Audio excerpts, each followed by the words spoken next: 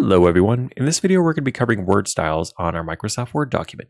So word styles are a really cool way to be able to modify the text and or headings in your document and try to keep that uniform look. So let's go ahead and add a header real quick. So let's call this heading 1, and then let's add another heading over here after the first paragraph. We'll call it heading 2.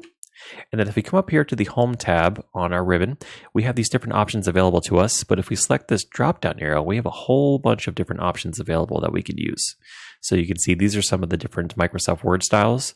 And let's go ahead and highlight this one. And we could just select heading right here, but let's do the drop-down arrow and let's select this.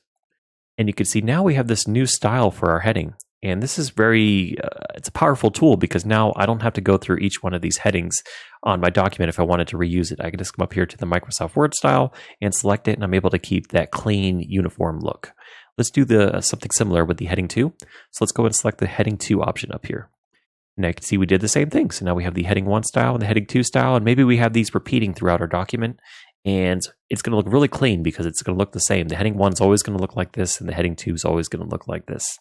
And there's also other options, like if I was to select, I don't know if I even have to do that. I might just be able to select within the paragraph. Let's come over here, and you can see we can actually change the entire text here for our paragraph. So there's all these different options like quoting, making them strong, list paragraph, subtitle. So you guys can get real creative with these word styles. And in the next video, I'll actually show you guys how we can create our own word style.